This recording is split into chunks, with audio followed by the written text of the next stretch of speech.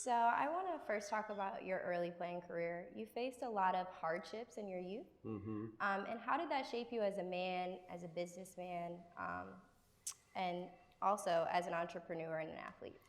I just think work ethic.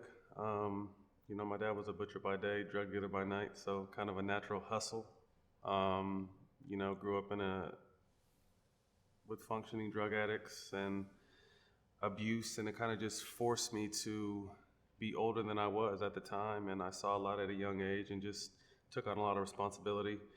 And I just think it prepared me for the roller coaster, which was my career.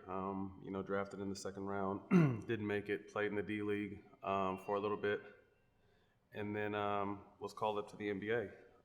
Like I said, I just think it prepared me for the ups and downs of professional sports, life off the court, and moving forward past my career. So after being drafted in the second round, like you said, ultimately you had to earn your stripes and also earn your position in the NBA. You started in the D League. Was that like a surprise for you? No, not necessarily a surprise. It was just kind of I guess like another wake-up call. I think most people think when they're drafted, they're good, and that's the furthest thing from the truth. If you're not like a lottery pick, you got to still earn your spot. So I think it just kind of gave me a taste of what I didn't want. This is probably the second year of the D League, and it was terrible. Like long bus rides. If we took a flight, they were like the La Bamba planes, like the little tiny crop dusters. So I was just like, this is not what I'm intended to do.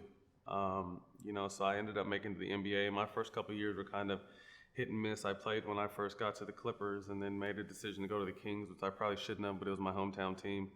And then got traded to Philly with Kris and sat on the bench for like 2.5 years. So I was almost, had a little bit of self-doubt and, almost chose to go play football.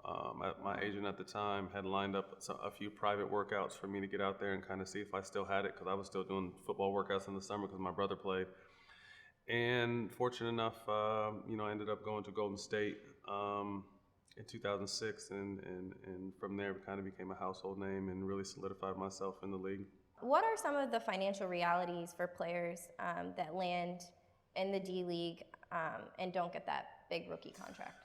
My reality was, after being drafted, or actually before I got drafted, I got an Escalade, figuring I was going to be in the NBA, and that was the car I wanted. And then when reality set in that I didn't make the team and had to go to the D League, I ended up having to sell that car because obviously I couldn't afford it. So I learned that at an early age that, you kind of have to kind of watch your spending, obviously, because I came from absolutely nothing. So I was figuring, hey, I'm going to be making a couple $100,000. I'm going to get a car I want and kind of live my life. But like I said, going to the D League was, I think, a couple thousand every 2 weeks, maybe 4,000 a month, 5,000 a month. Like I said, it was early on, so I kind of just had to adjust from that standpoint. But to me, it wasn't so much about what I was earning. It was just me knowing that I was better than the position I was in, and really sparked a fire to prove that to the world, to be able to get to the NBA.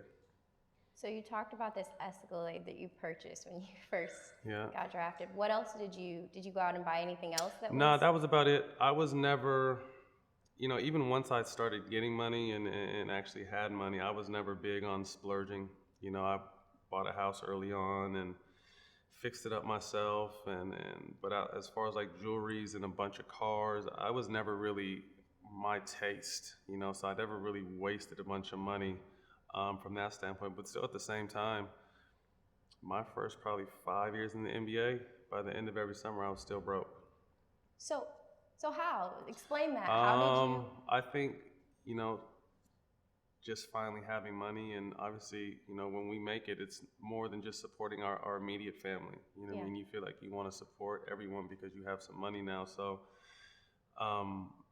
I got a house and had like 3 or 4 friends move in, and everyone was hanging out there. And like I said, taking care of my mom and my dad and family members. So it just kind of, it goes out a lot faster than it comes in.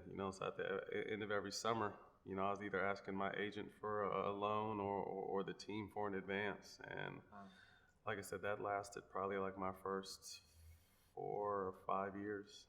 So how did you restructure and bounce back? Because what did you obviously learned a lot from those experiences. Yeah, I think it just took some growing up, obviously maturity on my part. Like I said, I wasn't someone who blew money on fancy stuff, but I was still blowing money because at the end of the day, it was gone. So I think just understanding that, this is a long game and stop being so much in the moment with stuff and understand that, this is going to have to be kind of the financial foundation for the rest of my life. And I think when it really kicked in was when I got pregnant, or my ex-wife got pregnant with our twins, and understanding that, okay, now it's not just you, it's two little guys you're going to have to watch after for, for the rest of your life. And I really kind of think that was my wake-up call to stop just being not so careless, but maybe just so giving, and learning how to say no is tough. Learning how to say no is tough to people, especially when all you've been doing is giving. The first time you say no, it's just like, how dare you? You know what I mean? Which is crazy because it's my money in the first place. But really learning how to say no to family, to say to friends, and to opportunities that really aren't beneficial for me, I think was probably the first step to actually starting to save money. So when you came from the D League into the league, you started generating more money. Did you start, or did you have any financial or business mentors that you kind of surrounded yourself with? Not necessarily. I think the game is so much different now because business is talked about and investing is talked about and saving is talked about. And when I came in the NBA in the early 2000s, it wasn't. If whoever can remember back then, it was just about cars and jewelry and flashing. You know what I mean? Like the older players weren't talking about business with the younger players, and it wasn't really a conversation. Now it's such a huge topic of conversation, and not only basketball, but professional sports at all. Is just, that business off the court or off the field. And that wasn't really born yet when I first came in the league. So I had a financial advisor, but it didn't really do much, I guess, because like I said, I was still at the end of, the first handful of summers, there was nothing in my account. You found a financial advisor. Can you kind of tell us about that experience and what was that? Did you search for someone? Did you ask around? How did you identify those people? It was recommended by the guy that worked me out. He kind of, there was an agent attached to him, and then a financial guy that kind of came with him. So that's when I kind of started learning. He would always remind me to kind of budget and slow down. And when I first got in the league, I was doing all my own bills and all that kind of stuff, and I kind of enjoyed it, because it kind of really showed me what was coming in and what was coming out, and where I needed to make changes at. And then obviously once I started making better money, I hired people to kind of do that full time, and then kind of took, like I said, the saving part more serious. Coming into, adulthood and then also a lot of wealth, you didn't necessarily have financial education specifically. How did that affect your ability to make business decisions for yourself? I came from food stamps and check to check and stuff like that. So to be able to be a young 20-something with a bunch of money, I think I did what a handful of guys do, which is spend it. That money is burning a hole in your pocket, so I spent it, so to like I said, after the first handful of years, I kind of realized, okay, this is a long-term play and you kind of have to slow down and understand. So that's when I kind of started educating myself, handling my own bills for a time, and kind of understanding how much faster money goes out than it comes in.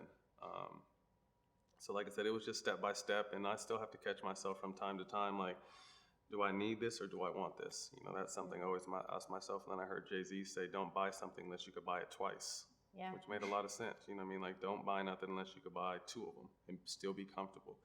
So that's when it comes to big purchases. That's how I kind of look at stuff now. So I kind of just live frugally, I chill. Like, I'm not flashy. Like, I dress up if I have to go to work. Other than that, I'm in sweats. And, my life is my kids. So I've done all the living, and not living, but I've been running these LA streets since I was 18. Yeah, since I came to UCLA when I was 18, and I was in Hollywood, at 18 years old. So now that I'm at 40, like, I've done and seen every big party and everything you can imagine, and islands and planes and all that kind of stuff. So now it's just like, okay, let me continue to build for the long game, and have my kids, set my kids up for financial stabilities for whatever they decide to do, and be able to help my family and their kids. And kind of that's like my passion and my fun now. Like, what can I do to make more money is kind of what drives me now.